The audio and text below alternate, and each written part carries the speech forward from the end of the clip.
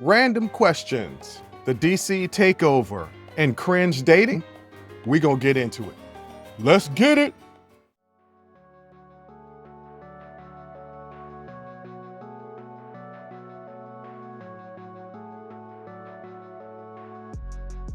Welcome. First of all, welcome. This is Unsolicited Perspectives. I'm your host, Bruce Anthony, here to lead the conversation in important events and topics that are shaping today's society. Join the conversation and follow us wherever you get your audio podcasts. Subscribe to our YouTube channel for our video podcasts, YouTube exclusive content, and our YouTube membership. Rate, review, like, comment, share. Share with your friends, share with your family, hell, even share with your enemies. On today's episode, I'll be doing random questions and thoughts. We're going to be talking about the DC Takeover.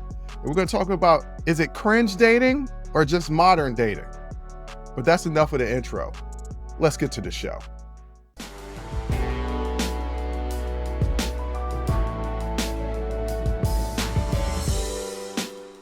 I would say, hey, I'm going to introduce a new segment, but we all know if you're an avid listener, avid watcher, or if this is your first time coming to this podcast and you don't know this, I routinely introduce new ideas for segments and then completely forget about them. I don't even remember the names of the segments that I created that was specifically pointing towards an idea. I just kind of wing this thing, not actually wing it, but these segments, look, I come up with them, I forget about them, and some way or somehow they come back, but they come back with a new name.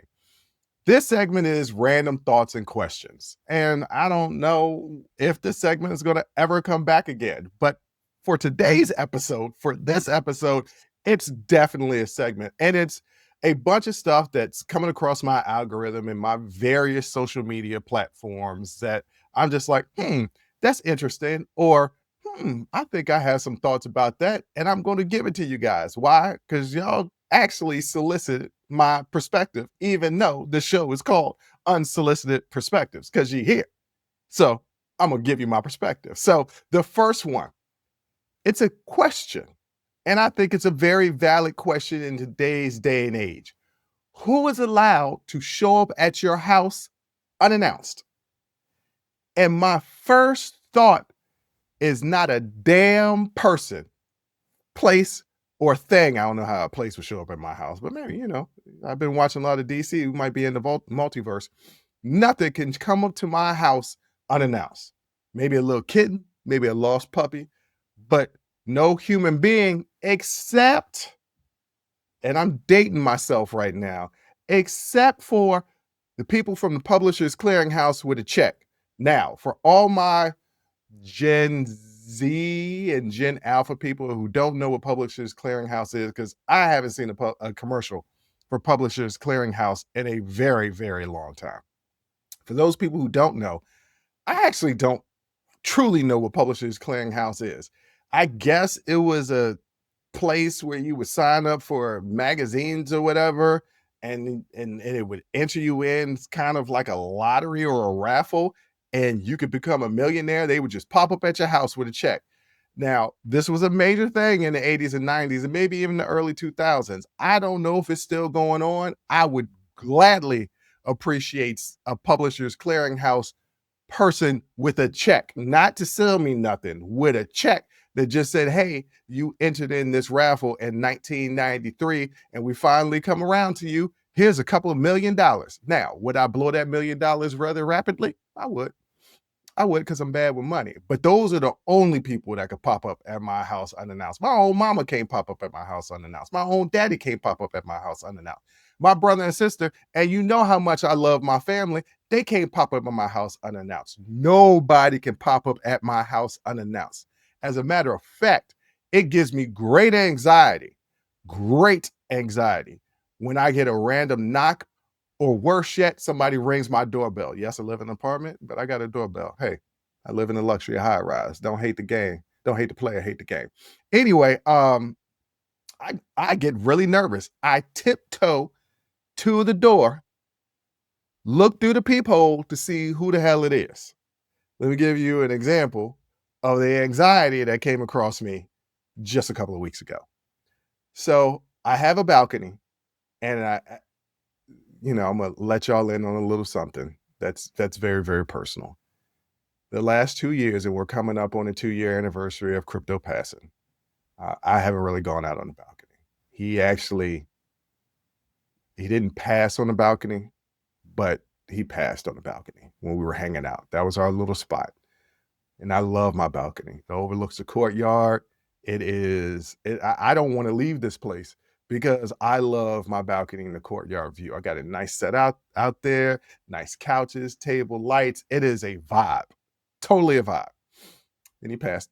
Basically, he passed away out there. I lost him out there. I lost him at the vet, but I lost him out there. And I haven't gone out there for 2 years. I haven't done it. I'm about to bring it up to a happier moment because I brought you guys down for a second. But I'm feeling better, right? I'm feeling better. And I was talking to my bestie and I was like, I haven't been out there. And she asked me why. And I hadn't realized, it hadn't dawned on me. The reason why I hadn't gone out to the balcony is because I'm still processing losing my dog.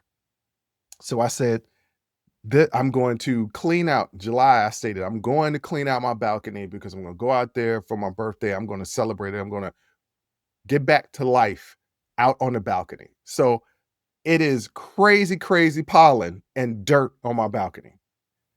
What I decided to do was late at night, like 10:30, 11, was clean off my balcony. And I took a big bucket of soapy water and I just dumped it on the balcony. And I'm scrubbing and I'm wiping. And on my balcony, I have these little things where, I guess they're for, flood prevention, where if it rains, the water will seep down in these little slits that's on the sides of the balcony. The only problem is that there are multiple balconies below me. So when the water slips down, it's actually hitting their balconies. So it's 10:30 at night. I'm doing this because I'm assuming nobody is out on the balconies. I checked. And nobody's really going to be affected by it because by the next morning, it'll be dry. Well, I was wrong. I should have did it much later than 10:30 because people were up. And how do I know that they were up? As I'm doing this, my doorbell rings. Now, once again, I told you, overwhelming anxiety when somebody comes to my door. So I go to the door, tiptoeing, and I see 2 women standing outside of my door. I'm not answering the door because odds are they're the people below me. They're about to be like, what the hell is going on? So I'm not answering the door. But not only do they ring the doorbell, they knock. So I'm like, I gotta answer this door. So I answer the door. And they're like, hey, do you know there's water coming off your balcony? And at first I tried to act like I didn't know what the hell they was talking about. And then I was like, yeah, I'm cleaning off the balcony. They were like, oh, okay. We just wanted to check in and make sure because we were worried like somebody's apartment was flooding or somebody was hurt or something like that. And I was like, oh, that's actually really sweet. Thank you. No, I'm okay. I'm just causing a major disruption to you guys. But I'll be done in a couple of minutes and it'll be cleaned up by tomorrow. I apologize for the inconvenience. It's like, no, that's okay. We just wanted to make sure everybody was okay. That's a good reason to come to my door. I still didn't want it. I still didn't want it. And trust me, I was sweating and almost pooped in my pants when my doorbell rang and then it was a knock because I don't know who it is. And I'm definitely afraid of the popo coming to my door. I won't answer the door. I was dating a woman one time. She was like, why are you so afraid of the popo coming to your door? You don't do anything. I was like, I don't do anything, but I'm still scared of them coming to the door. And she was like, you don't have to answer it. I was like, well, I mean, if they got a warrant, she was like, yeah, but they also don't need to know that you're here. I was like, yeah, I mean, I guess you're right. So I guess I don't have to open the door. She's like, yeah, so just relax. And I was like, no, can't do it. Overwhelming anxiety. So that long story short is to tell you, nobody could come to my door unannounced besides Publishers Clearinghouse. That's it. All right, here's another interesting question that came across my timeline.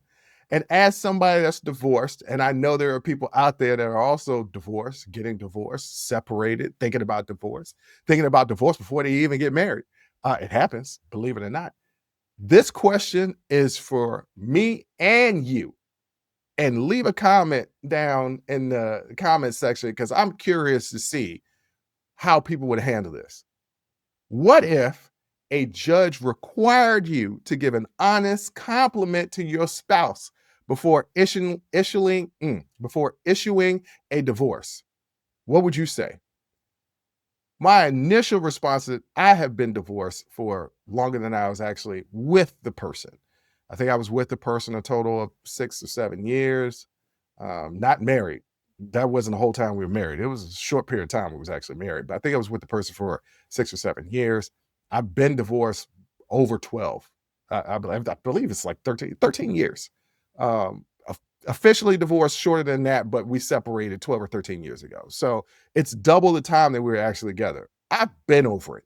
So much so that we've not had in-person conversations, but we've communicated through email recently to discuss some things that are personal to us, but you know, to discuss some things, not about our marriage, but about people that we care about. So I don't have no beef with her, and I'm pretty sure at this point she had no beef with me. And I don't even know if we were really beefing. It just the marriage just didn't wasn't supposed to be. Just we weren't supposed to be together past the point of us being together. That happens.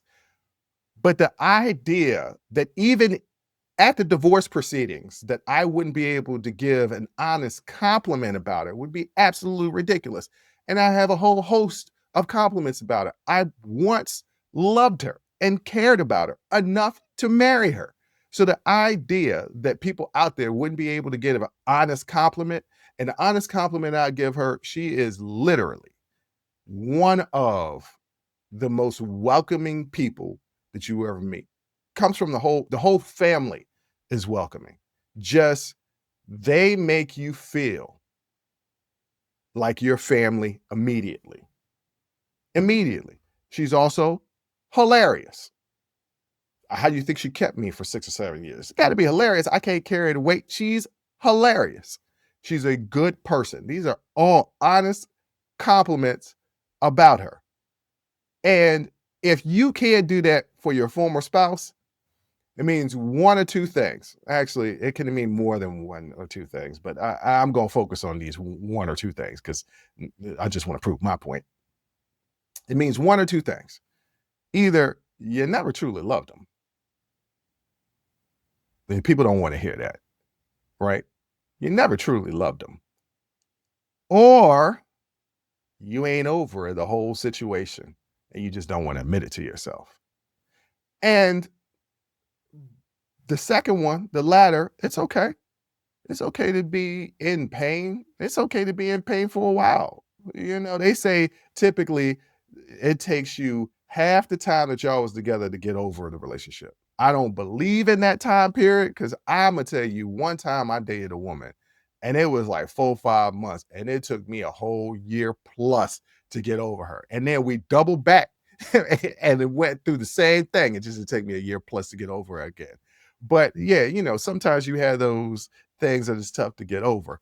But theoretically, they say half the time you with the person, that's how long it takes you to get over a person. And that's okay if you just not over the person, but you need to admit that. And then for the former, you never really loved them. Look, I realize in my older age that only loved, romantically loved two women, two in my entire life. Now, have said I love you to, I don't know, 5, 6, 7 women that I dated, right? That they were my girlfriends. Have said it to multiple women. But now in my golden years age of 45, I know, truly I know I've only loved two women. And it was the one that cheated on me in college. I did truly love her. Now, y'all will say, but you cheated on her all the time. I still loved her. Okay. I was just selfish. That two things can be true. And my ex-wife, I did truly love her. Probably my ex-wife was the one woman that I loved almost unconditionally. Um, almost, almost. But yeah. So a lot of times people will get married thinking that they love somebody and they don't. They love aspects about them, but not the person. So that happens. And if you can't give an honest compliment at your divorce day to get that divorce, that might be something that you want to try to deal with because obviously there's still a major issue. All right, on to the next thing that I thought was absolutely hilarious because it exemplified my life this summer. And the statement was, rip to all the we got to hang out this summer people. That didn't happen. We'll try again next summer. And let me tell you, I said in the spring, I was going to be outside this summer. That's what I said. I said, I'm going to be outside this summer. I'm going to go get it this summer. I made all these plans with friends saying, we're going to go here. We're going to go do that. I'm going to stop by your house because I haven't seen your house and the new house that you bought 5 years ago. Don't judge me. Yes, I got a friend that bought a new house 5 to 6 years ago. To me, it's still new. She may have bought it 5 or 6 years ago, but to me, it's still new because I haven't been there yet to go visit her. To my credit, there's been some times where we made plans that she forgot, and she was like, oh, I'm out of town. And I was like, all right, I just want to point out that I put this in my Google Calendar. I recognized that this was the time I was supposed to come visit you, and it didn't happen because you outside. Ladies and gentlemen, I was not outside this summer. It was hot outside. It was ungodly outside. I wasn't even outside to do my evening walks. I would go down to the gym to do my walks on the treadmill. It was too damn hot. It was hot outside. Look, it's so hot you can't breathe in the DC area. Who wants to be outside? I don't. And it was proven by the fact that I didn't go outside this summer. And I'm going to be real honest. The final part of this phrase that I found on Instagram, we'll try again next summer. We can try. We can try. We ain't going to succeed because it keeps getting hotter every summer. That means that next summer is going to be even hotter than this summer. And I'm going to be a year older. Nah, I can't take that heat. I want to be inside the house with air conditioning. We could be inside. We could be inside, but I'm not going to be outside. I'm not going to be outside. So if we going to hang, we're going to hang inside.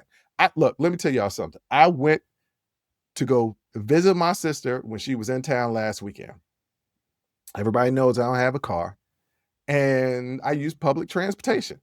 Do I use the bus? I got a free bus in my city, so it'll take me to and fro the metro.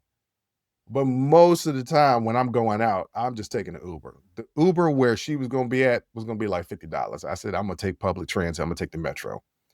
But as I'm waiting for the metro, just standing there, sweating profusely because I got this bald head, sweated through all my moisturizer. What was the point of even putting moisturizer on? I sweated through it because it's just ungodly hot out there. And then I'm like, I got my colognes and my body lotions. You know, I'm trying to smell good, look good. That's the presentation I'm trying to present when I'm outside.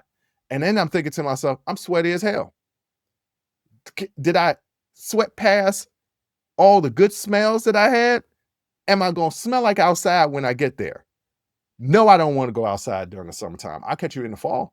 I'll be outside in the fall, you know, when the air's crisp and it's not as hot and I can breathe. Yeah, then I'm going to be outside. But for next summer, nah, man. I'm going to do exactly what I did this summer. Not a damn thing. I went out a couple of times. It was sweating. I don't like to sweat. You know what I'm saying? I did everything possible not to sweat. I even got a fat man towel when I go out to try and dap the sweat. But with a bald head, it don't work. You just be sweating profusely. That's just how life presents itself for me. So rip to all the plans I had of going outside this summer and rip to all the plans you might have had going outside this summer. The summer was hot as hell, so we ain't gonna do nothing. And guess what? Next summer, we ain't gonna do anything outside either. That's just what it's going to be. But with that being said, there's a reason why I won't go outside right now because I live in the DMV area. For those that don't know, the DMV area is the District, Maryland, Virginia, the district being Washington, D.C. And I'm going to get into the reason why I'm not going out into D.C. next.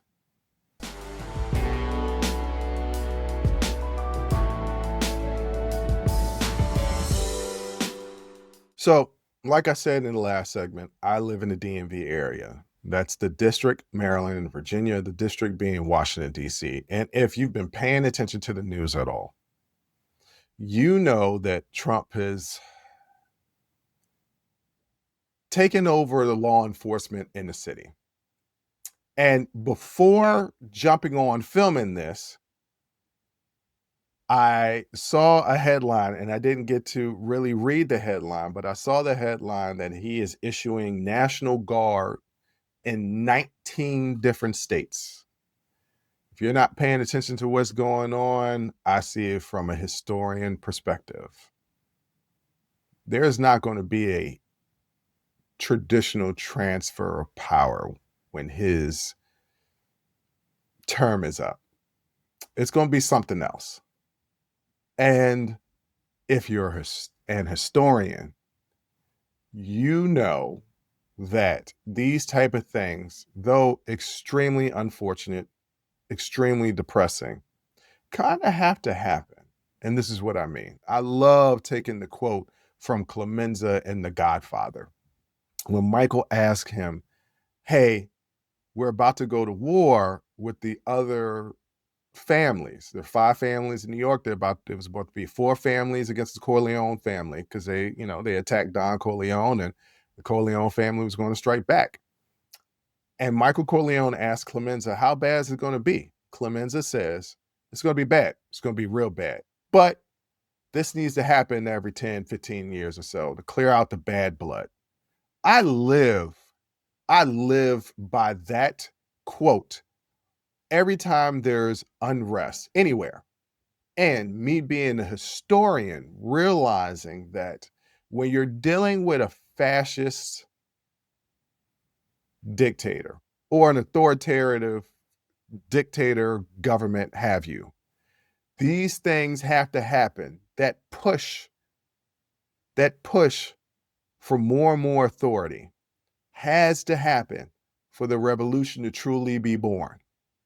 People that are indifferent to their rights, their liberties being trampled because it's not happening to them. Eventually, that dictator or that authoritative government, that fascist government, does an overreach for power, and it starts to affect the people that were unaffected before. And then they start to get angry and they join the fight. And that's always what happens in these type of regimes. And going back to the beginning of time, all empires have fallen, all of them. What would make America so different? And America is absolutely an empire. And we've already had a revolution twice in this country. We had the quote unquote American Revolution. And there was another revolution. There was a Civil War. And it was a revolution for both sides. One side was right, one side was wrong. North was right, South was wrong. It's clear. So Trump has, decided that the movements of consolidating power in the last 8 months is not enough. And this was all written in their Project 2025 handbook that we all tried to tell you that this was going to happen. But now it's starting to affect other people. And what I mean by other people, in the DC area, there's a lot of wealth in DC. What's in DC is a lot of wealthy, liberal, and conservative white people.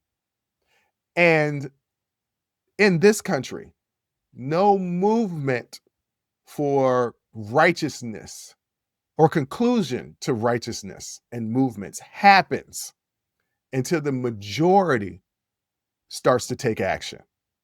That's just been the case throughout our history. The marginalized can speak up, they can yell and scream, but it is not until people in the majority start to take notice and start to move in that action does true progress start to happen.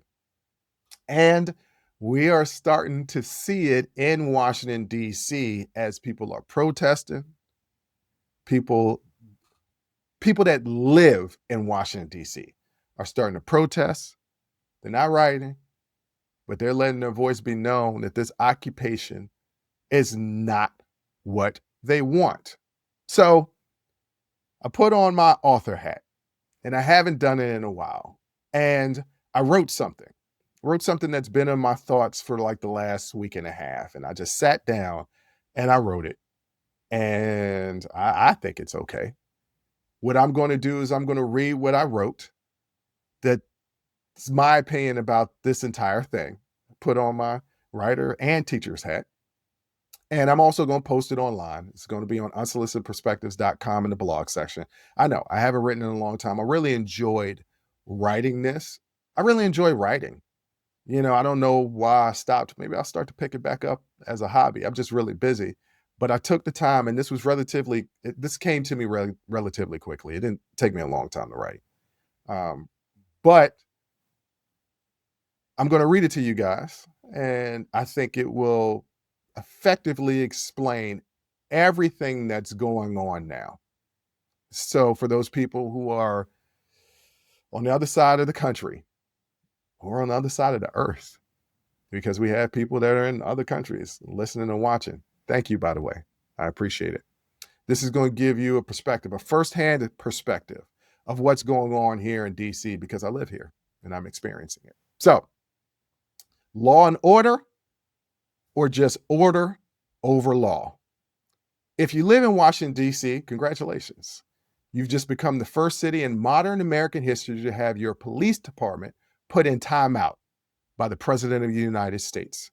In August 2025, Donald Trump ordered a federal takeover of D.C.'s police.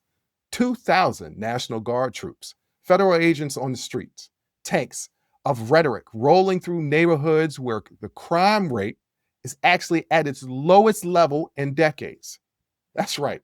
The city is safer than it's been in years, but somehow Trump says crime is rampant. That's like calling the fire department because your microwave popcorn burned. Not saying that I ever did that, but maybe. And of course, he showed up in person, flanked by cops, smiling for the cameras, hinting that he'd bring in the military if necessary. A 30-day operation. But let's be real. When was the last time government power politely stepped back after 30 days? And DC is just the first stop. Trump already named Chicago as probably next, then New York City, and his son floated Portland, Oregon, because nothing says clear and present danger like anarchists at a poetry reading. But let's look at who's being targeted. Washington, D.C., Mayor Muriel Bowser, Black woman, Democrat. Chicago, Mayor Brandon Johnson, Black man, Democrat. New York City, Mayor Eric Adams, Black man, Democrat. Big cities, Democrat-led, Black leadership. You don't need a magnifying glass to see a pattern. Here's the twist. If Trump really wanted to crack down on America's most dangerous cities, he wouldn't start with DC or New York or Chicago, because 13 of the 20 cities with the highest murder rates are in Republican-led states. States like Mississippi, Alabama, Missouri, Tennessee, Louisiana, places where the homicide rates make DC look like it's running senior citizens book club. So why isn't a National Guard in Jackson, Mississippi or Memphis, Tennessee? Because this isn't about crime. It's about control. It's about spectacle. And it's about who gets painted as dangerous. History has receipts. Every time government bends the rule to give police more power, human rights take a hit. Civil liberties erode. Stop and frisk in New York, where millions of innocent Black and Latino residents stopped for no reason. Excessive force rises. We've seen it in racial justice protests with pepper spray, tear gas, and rubber bullets. It happened right here in Washington, D.C. I was out there earlier in the day. I came home to work. A lot of my friends were pepper sprayed and tear gas, all while the president, Donald Trump, held a Bible upside down. Political dissent gets crushed. From Jim Crow to the war on drugs, law and order has often meant law against certain people, order over others. And accountability? Gone. When police power expands, your avenues to fight back shrink. So when Trump takes over DC police, it's not just about one city. It's about normalizing a precedent where federal power steamrolls local control, wherever it's politically convenient. But just a few miles up the road, there's a completely different story. Baltimore Mayor Brandon Scott didn't call in troops, didn't militarize his streets, didn't pose for photo ops with Humvees. He treated crime like a public health crisis. He targeted those most at risk of violence, offered support, intervention, and second chances, invested in housing, jobs, youth programs, and trauma treatment. He built trust, not just tougher laws. And what were the results? Homicides down 28%, non-fatal shootings down 19%, Baltimore's lowest crime rate in 50 years. 50 years. No troops, no tanks, no takeover. Just strategy, data, and community. So let's call this what it is. Trump's crime wave takeover isn't about safety. It's about power. It's about image. It's about race.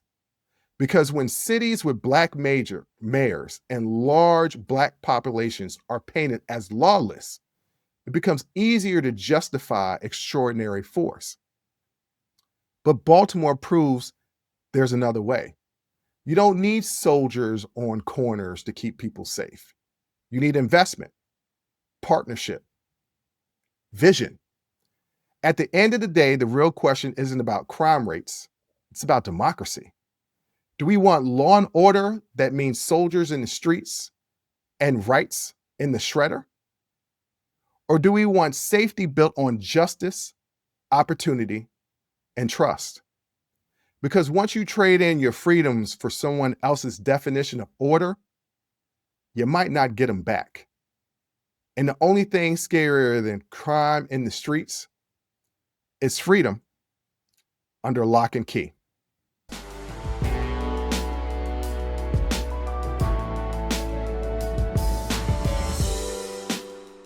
I was talking to a friend earlier today, and she is I think, a hilarious person, cute girl, fun personality, just giving up on dating. And the reason why she says she's given up on dating is because of all the cringe stories. And I said, yeah, it's a lot of cringe stories out there. Look, I've gone on some bad dates. Some of them I told on the show about the time I was punched. That will forever be the craziest date that I've gone on. I've gone on dates where the dates went really well, extremely well. Never heard from the person again. Things like that just kind of happen. Like, you never know what somebody is actually going through in their own personal life. Sometimes people are just lonely, don't want to be alone, bored, when they go out on dates. Some of these men out here are real creepy. But basically, when it comes down to is everybody is self-absorbed, and our options are almost limitless due to technology. Hell, I was in a lifetime in the 2000s where you could only really date the people that were around you, right? Like, MySpace was kind of a thing. Facebook hadn't become a thing yet. So you had to go outside, out in the streets, and actually meet people and talk to people. You only met the people that the places that you actually went to. So your pool were limited. So that's how I have friends that are still married today, because they met their person a long time ago because they would stop and focus on that person. It's very hard to focus nowadays when you got so many different options. So there's so many stories that I come across my algorithm on these social media, and I just find them hilarious and want to share my opinion. So this first story is about a man that takes out a woman on a date, and then she explains her experience after the date. The key title for this is "The Woman Reveals Date Left Her to Pay for Her Own Meal Because She Didn't Know How to Properly Eat a Steak." Now, The headline to this makes it seem like, oh, he is definitely wrong. But I was curious, so I wanted to see what her response to all of this was. So this is what she posted. I finally let this guy take me out after he stayed in my DMs begging for a chance just for him to play in my face and walk out on me at a restaurant. If y'all man can't afford to take women out, stop begging for dates. It's sad he had to come up with a lame excuse just to leave me stuck with the bill and I couldn't even afford. And the crazy part, his issue was me not knowing how to eat a steak. Like, be for real. As a man, it's your job to teach me, not embarrass me. So not only is he broke, but he's lacking masculinity too. I'm exposing him because the world needs to know how he did me. Okay. Um, Not everybody takes etiquette class. I remember going on a date. No, I remember going out with one of my girlfriend's families. And it's my family. Look, my mom and dad had me very young. We went through multiple social economic stages by the time I was 21. We went through all of them, right? Like, we come from welfare to the point where my parents own house, built their own house by the time I was 21. So in those 21 years, we literally went from rats and roaches, welfare in the house, maybe not rats, definitely roaches, and welfare in the house to them building their own. I believe that house was 3,000 square feet, maybe 4,000 square feet. It was huge. It was a huge house. Okay. So I've gone through every social economical experience. And what I learned is that people that have, I don't know, people that have money have experienced things that I never experienced before. So I'm going out with my girlfriend and her family. She's Puerto Rican and Cuban. I'm in Miami. And we go out to this really nice restaurant. And as I explain what I did, guys, I know how bad this was. But at the time, I was 2021. I didn't realize how bad it was. So her mom says, "Oh, Bruce, you should try this." And I said, "Okay." And she takes her fork with food in it and kind of puts it in my direction. I take my hand and take the food off the fork and put it in my mouth. My girlfriend taps me on the arm. She's like, "That's not the right way to take food from somebody. You're supposed to, scrape it off of their fork onto your plate." And I was like, "Oh, I didn't know." Because sometimes you just don't know. So this woman on a date with this man doesn't know how to eat the steak properly. And okay, like, how bad was she eating the steak?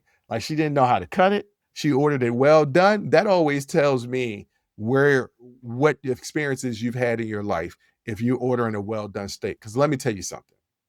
I understand the history of why people order a well done steak. And typically, you're coming from meager means and you're getting poor quality meat. So you have to make sure you cook it thoroughly.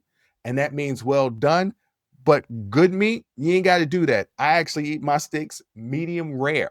I like blood in my steak. Makes the steak juicier. It took me a long time and working in the restaurant industry before I found out that's what you're supposed to be doing. But nevertheless, I eventually found out because my taste evolves. I climbed out of the meager financial beginnings that I had and experienced more things. So did she order the steak? Well, like, what did she do? Well, ladies and gentlemen, she ate the steak with her hands. She picked up the steak like it was a cheeseburger and ate it with the hands. Now, was he wrong for just leaving? More than likely, yes. He could have explained to her how to properly eat a steak. But I haven't read to y'all the exchange that these two people had. So here is the exchange that these two people had. "Hey, are you okay?" This is her. "Hey, are you okay? You've been gone from the table for like 10 minutes.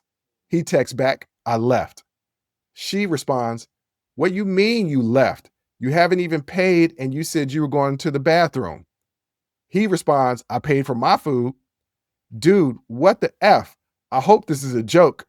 He responds, the joke is you, a woman that's almost 40, picking up a steak and biting it like you're an animal.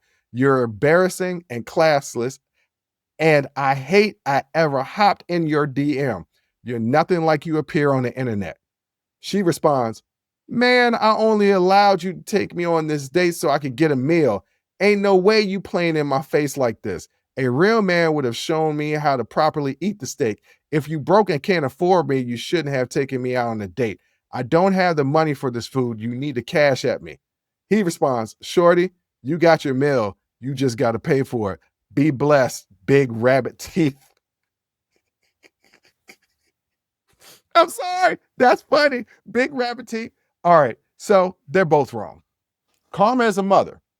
So you in her DMs, you trying to get with her because you had this perception of that she portrays on the internet of the woman that she is. You meet her and realize that's not the woman that you saw on the internet, and you decide to bounce. You wrong for that. I don't know if it's a man's job to teach people. I think it's all our jobs, male or female, to help people evolve. So, as she grabbed the steak with her big teeth, chomping on it, he could say, hey, it would be a little easier if you take the fork and the steak knife and cut it, and you don't have to get your hands dirty, and it'll be easier to chew instead of you trying to tear it apart with your teeth. That's one way you could approach it instead of automatically being disgusted. Now, this is karma for her as well, because she clearly states that she was using him to get a free meal. So, baby girl, you ain't get that free meal. You didn't get it because you was using somebody. So y'all both got karma, right? Him thinking that she was all that, popping up. She ain't all that. Might have been the girl of your dreams in your head. In reality, she was not. And ma'am, you get it because you was using him to get a free meal. Not because, hey, he's been in my DMs, he's been wanting to take me out. Let me give this guy a chance. He might be an interesting person. I might have a good time. Nope, it was to get a free meal. And how you gonna come with no money? No money? Let me explain to women out there. I don't agree with this. I'm old school. I believe a man pays for the first date. I believe a man actually pays for the second date. By the time we get to the third date, it's whoever asks the other person out. I've gone on 3 dates with a woman and she ain't paid. She ain't getting no fourth date. She don't even pump fake. She ain't getting no fourth date. She ain't even really getting a third date if she don't pump fake. That happened to me recently, like 6-7 months ago, where I took a woman out twice. She ain't even pump fake. There was not going to be a third date. And she had a big old booty. She did. Women nowadays, you need to have your own money just in case. I got a lot of female friends, and sometimes guys ask to go Dutch. That's not my cup of tea, but I'm not going to knock another man for saying, let's go Dutch, because let me explain something to you ladies out here. Traditionally speaking, we're the ones that pay on the first date. If you're going on a lot of first date, that costs. That's not money coming out of your pocket. How much money does it really cost for a woman to date? When you're in a relationship, yes, but to date, it's the burden financially is on men, and men in the manosphere don't come in here co-signing what I'm saying because I'm not an ally for y'all. I'm just thinking, generally speaking, the financial burden on dating typically falls on the man. That doesn't mean that women shouldn't have their own money just in case that man says, let's go Dutch. And I don't know how to judge a man in today's climate if he asks to go Dutch, because I don't know what he's doing in his personal life. But if you ask a woman out, bruh, that's on you.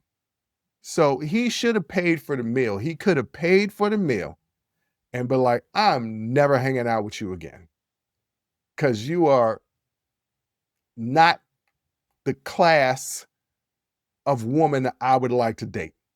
I think it probably had to do more with just a steak.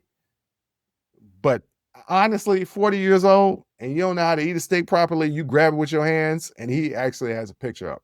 I'm not going to post that. But if you Google search it, you'll find it. He posted a picture of her eating a steak, and she eating it like a hamburger, gnawing at it. If I ever took a woman out and she was eating a steak like that, I'm like, I'm never going out with this woman ever again. But they both wrong. But that is a cringe story. Like, dude been in your DMs for a while and, finally allow him to take you out and he act a fool.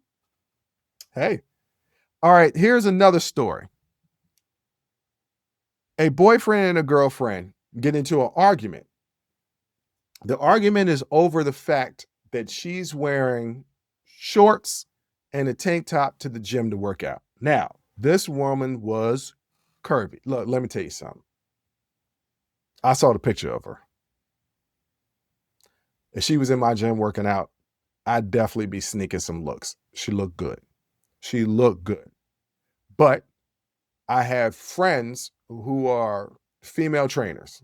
I also work with female trainers, but I have friends that I actually talk to personally on like a personal level. People that work in the company that I work for, like I'm their boss. So I don't talk to them on a personal level like this. That's an HR violation. But my friends who are personal trainers or who work out at the gym, I talk to them all the time about what they wear, and they constantly say, we wear what's comfortable. Can it be revealing sometime? Yes, but we wear what's comfortable. Well, her boyfriend in this post was furious about what she wore at the gym. And she was like, I don't know why you tripping. And he was like, yo, why are you wearing this in the gym? She was like, you knew what I was wearing when I left the house. He was like, nah, you had baggy clothes on, quote unquote, pump covers. And she was like, yeah, but you knew what I had on underneath. Yeah, I didn't think that you was going to work out in that. Why would I work out in baggy clothes when I'm at the gym? It's going to get hot. Eventually, I'm going to take them off. This is my workout gear. He says to her, if I knew I was going to be dating a hoe, I wouldn't have dated a hoe. She was like, I'm a hoe because I wore a certain outfit at the gym? Like, how ridiculous. You're not going to call me out my name like that. What was my immediate thought? Because I went into the comments and sure enough, there was a bunch of men having a major issue about what she's wearing at the gym. If that was my girl, she couldn't wear that. If that was my girl, I wouldn't wear that. And it's pretty clear to me that men are definitely insecure. So when men sit out there and say women shouldn't wear certain things, I always ask the question, why? Because they're presenting a certain thing, a certain way. No, that's your perception. That's doesn't mean that's reality. Well, if I perceive it that way, then it's reality. No, no, still your perception. There's perception, there's reality. They're two different things. Can perception be reality? Yeah, but not in this case. This woman who has a man that she lives with is just going to the gym to work out. This insecure man is having an issue with what she's wearing. Maybe I'm different. Because I routinely date bad women. And what I mean by bad women, women that get attention from other men. How do you think they drew my attention? Physically. Have I dated women who are physically, don't draw that much attention? Yes, because that's not the be all end all. But traditionally speaking, I've dated women that draw attention. And when I was younger, when they drew that attention, yeah, they used to bother me. In my toxic masculinity years, that used to bother me. As I've gotten older, it's been a badge of honor to know that you are dating a woman that other men can't stop looking at, almost fawning over, because she's so fine, she's so beautiful. Just her presence makes people stop and stare. Because that's my woman. Why am I going to get jealous? Also, I can't control her. Don't want to control her. She's with me for a reason. If for some strange reason she does something with somebody else, I can't stop her from doing anything with anybody else.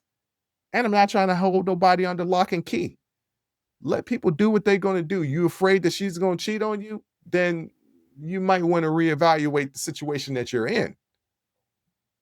I mean, anything's possible, and anybody's possible of anything given the right circumstances. If you go through life realizing that, then you will be better for it. You'll be a lot better for it.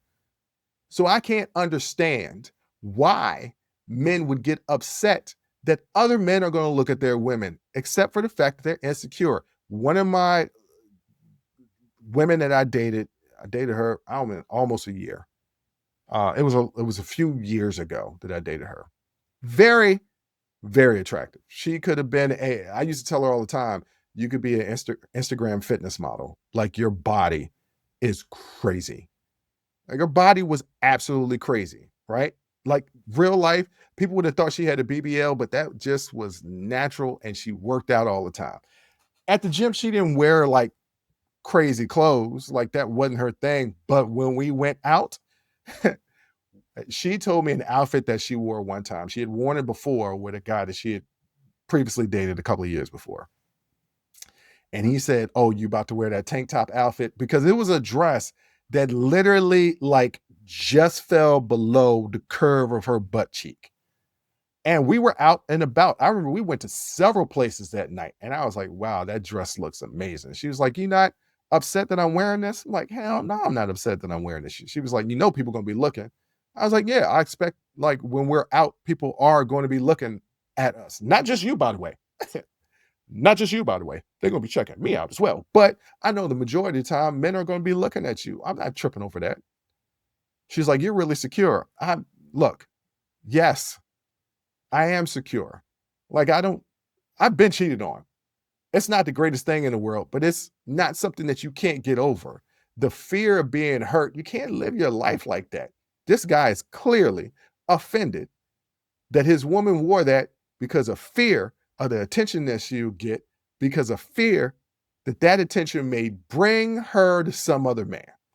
And that's not anything that you can control. I didn't agree with him.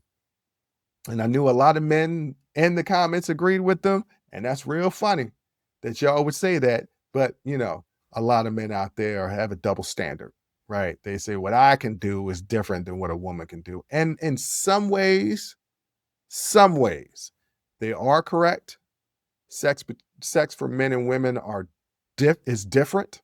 It's been studies that proven that the physical nature of it is just, I mean, obviously the physical nature of it, but the chemicals that are let loose in the body for females and males are just completely different. So, but even with that being said, I don't give a damn about a woman's past. Half time, I don't give a damn about a woman's present. The only thing I care about is what that future holds. That's just me. And it took me a long time to get there. It took me a long time to get there. It took me 30 plus years to finally get there. And some men never get there. Some men are so territorial. She better not do nothing, better not looking at me. That guy's making her laugh. So what? The dude is funny. Get over it. Look, don't date a bad B unless you can handle a bad B. That goes for women too.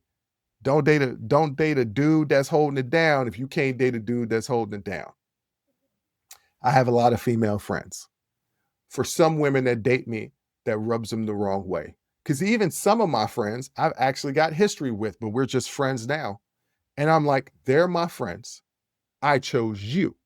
I ain't got no time or the patience to try and lie to you because I can't keep up with lies, because I can't keep up with the stories that I tell, because I can't keep up with the conversations I have with people. It's too difficult. I'm not going to live my life like that. So I'm not going to lie to you. I'm going to be honest. And I'm with you because I want to be with you. If I wanted to be with them, I would be with them. But I'm with you because I want to be with you. There's no reason for you to fear them. I'm here. Guys, when they with you, respect the fact that they're with you. All right, the final one is a list of places that women don't want to go on a first date. Now, this is old, but it came across my algorithm again, and I was like, oh, they added some things on the list. Now, we always know what the first list is. Once again, these are a list of places that women refuse to go on a first date. We already know what the first one is, Cheesecake Factory. And you know what? I'm cool with that. Cheesecake Factory is low-key kind of expensive. I went to the Cheesecake Factory about 3-4 years ago, and I was like, this is ridiculous how much I'm spending. And it took me 35 minutes to read through the whole menu to decide what I wanted to eat. So if you don't want to go there, cool, because I don't want to go there. Applebee's, Chili's, Chipotle, Olive Garden. Hey, look, I understand if you don't want to go to any of these places on the first date. If you're of a certain age, if you're in your teens, your early 20s, those are perfectly fine establishments to go on the first date because you ain't got no bread. Unless you're one of these Gen Z people that, found a hustle, which, by the way, a lot of these Gen Z people are doing that. So maybe, but I know at 20 years old, Applebee's, Chili's, Chipotle, and Olive Garden was all I could afford. And actually, I don't even know why Chipotle is in that list because Applebee's, Chili's, Olive Garden, I get it. Chipotle is basically fast food. So women are right. Going to Chipotle for a first date is not good. Not an official date. The movies. The movies are always a horrible place to go on a first date because you can't talk to the person. You're just sitting there watching the movie. So I actually agree with women. The house. On a first date, I just told this to one of my female friends the other day.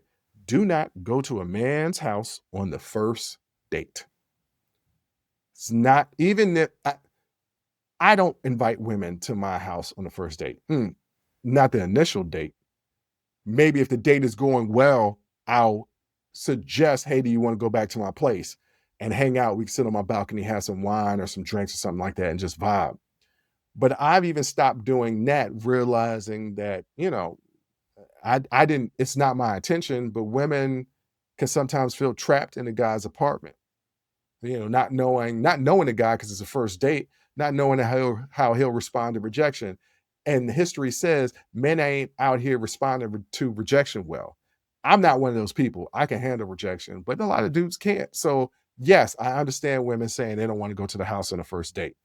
Back to these fast food chain restaurants, I understand that, but come on, Buffalo Wild Wings, that's along with Applebee's and Chili's and Olive Garden, and they also got Wingstop and Red Lobster. Like, who doesn't want to go to Red Lobster? I wish a woman would take me on a first date to Red Lobster. Ladies out there, if y'all want to take me on a first date to Red Lobster, by all means, take me to Red Lobster. I love Red Lobster. A buffet? I mean, yeah, that I can understand not wanting to go to buffet. These are also the next two are also one of them fast food type places. IHOP and Denny's. No, not on the first date. Now, however, dig this here. If you've gone on a date, let's say y'all went bar hopping, right? Or let's say y'all went to a club or a lounge or something like that. You had drinks, y'all are vibing. And then afterwards is on a late night and the date is going so well that you don't want to end the night. The only places that are really open to eat are IHOP and Denny's.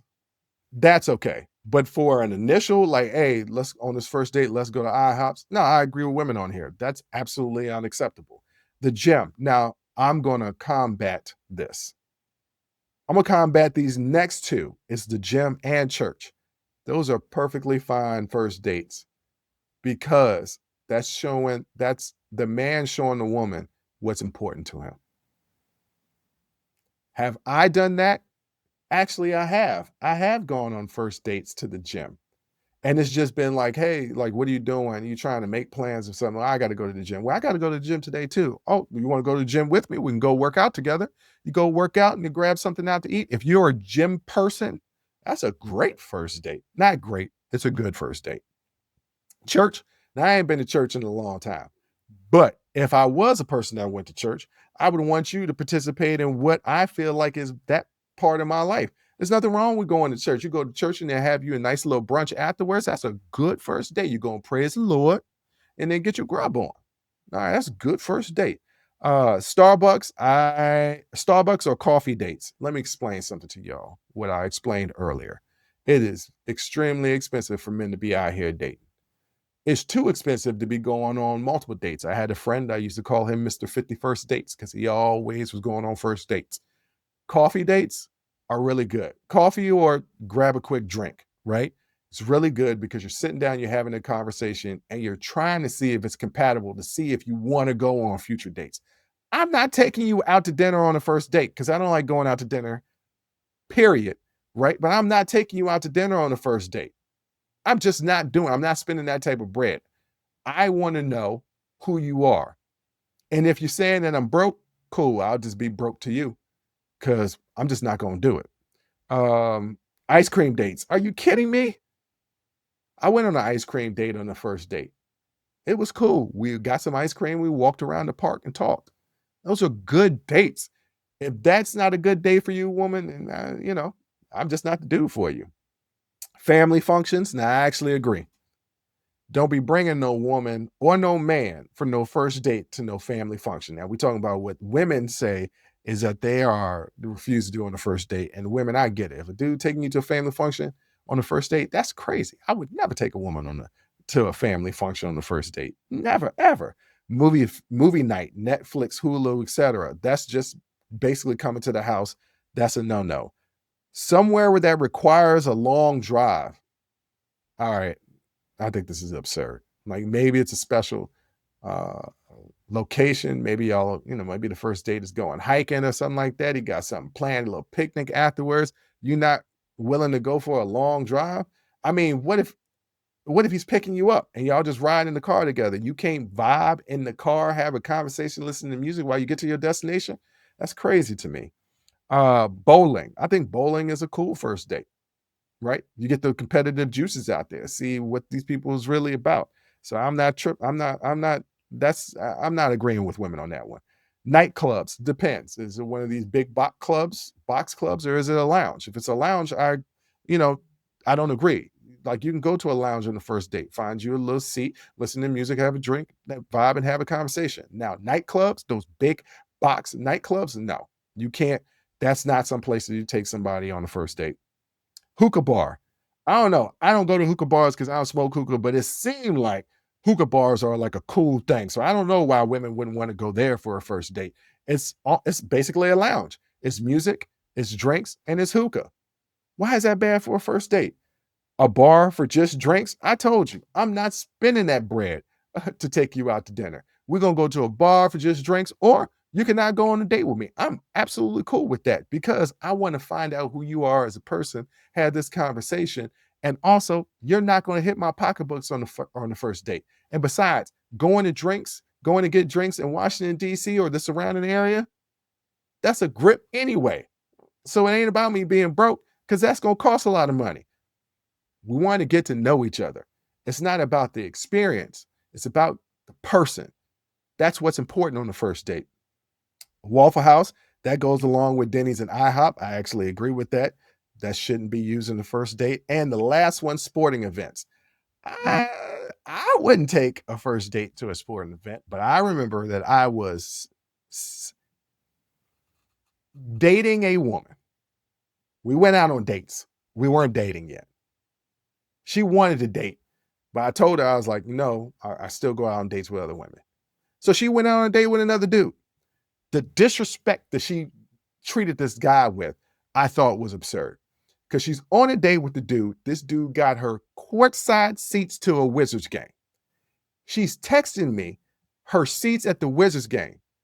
And I'm like, yo, you're real close to the court. Was this one of your clients or something like that? Because I didn't know she was on a date. I was like, is this one of your clients or something like that? No. I was like, yo, are you on a date right now? She's like, yeah, I'm on a date. I was like, you're texting another dude you're talking to that has not done anything like that besides take you out for drinks? You're texting another dude you're talking to while you're out on a date with another guy that has actually got you courtside seats to the Wizards game, and you're bragging about how close to the court you are with me, but you're with him. That is extremely disrespectful to him. It's made me feel great, but I was like, yo, I would be livid and you would never go on a date with me if I knew that you was texting another dude while you were on a date with me after I spent that type of bread. She obviously enjoyed the experience, so I don't know if a sporting event on the first date is necessarily a bad thing.